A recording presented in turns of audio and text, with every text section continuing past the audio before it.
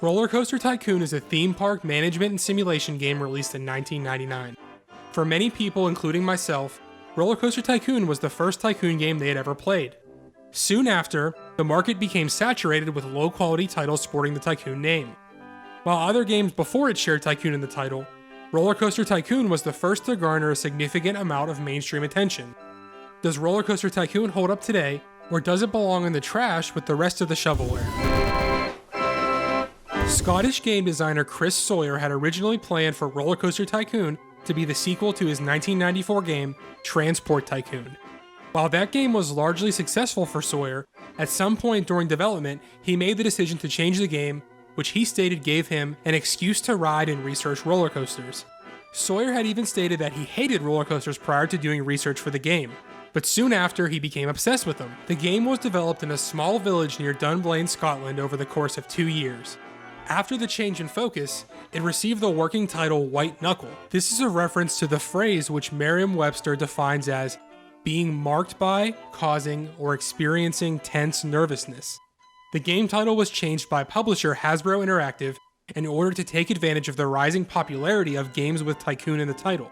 I will say that I have never heard the phrase White Knuckle in my life, and I believe that if the game was named that, then we certainly wouldn't be talking about it right now. When the game was finally released, it was a commercial and critical hit to the surprise of all of those involved. When asked about the success of the game, Chris Sawyer said, "I think everyone is a bit stunned by the sales success of RollerCoaster Tycoon, myself included. I always believed in the game concept myself, but I hadn't expected it to have so much widespread appeal among game players of all types."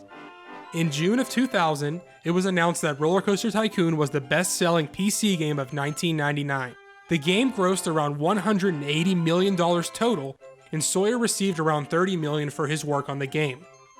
Due to its success, the game received 2 expansions titled Corkscrew Follies and Loopy Landscapes, which both added unique scenarios for players to complete. An Xbox port of the game was also developed and released in 2003, but received very mixed reviews. While the port isn't horrible, many critics stated that it was the same game that came out 4 years earlier and had little to no improvements. A RollerCoaster Tycoon movie was also in development at one point. Screen Rant reported that Sony had acquired the rights in 2010 with Harold Zwart as the executive producer. Zwart has worked on classics like Agent Cody Banks and the Karate Kid remake. The film had also reportedly hired the screenwriters who wrote Kevin James's classic, The Zookeeper, so it's probably for the best that this never came to fruition. Needless to say, RollerCoaster Tycoon was a success. It received multiple sequels, with some being better than others. Its most recent release was an iOS port of the game with Sawyer leading development himself. When booting up the game, the UI definitely feels dated. However, this can be forgiven due to the fact that it was developed for Windows 98. The game does feature a tutorial mode, but you can just jump right into one of the game's many scenarios. While there's obviously no story in RollerCoaster Tycoon, or most of the games we'll be covering this season for that matter, the many scenarios of the game are what drive the gameplay. There are 22 total, with 5 being available from the start. But these objectives mostly consist of the player needing a certain park rating and/or amount of guests by a predetermined in-game date.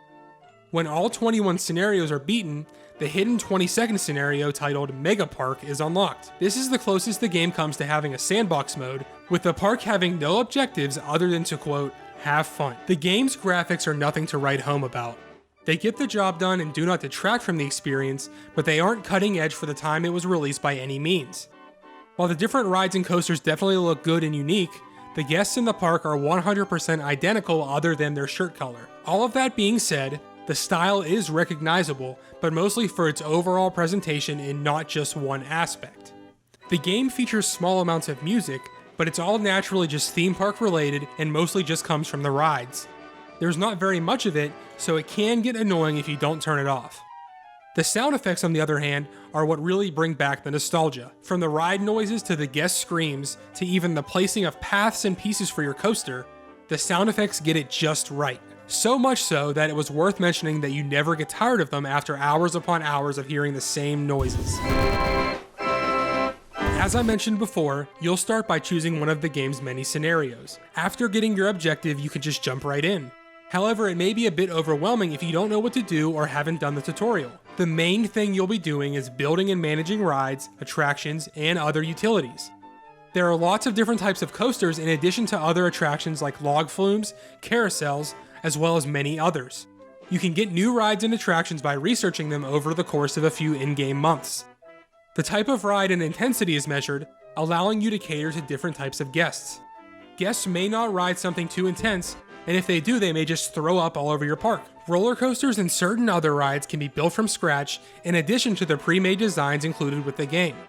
Connecting everything perfectly can be a bit frustrating at times, but never so much an issue that it detracts from the fun factor. Poorly constructed rides can crash and kill your guests, detracting from your park's safety rating, and preventing guests from wanting to ride that specific ride again. You can also drown guests if you're a sicko just like us. In addition to rides, you'll also be building food stands, bathrooms, information kiosks, and other concession stands. The strategic placement of these can really increase your cash flow as well as your customer satisfaction. You can set prices for everything in the park from the entrance fee to the rides, and you can even charge to use the bathroom. Other than that, the main focus of the game is park maintenance.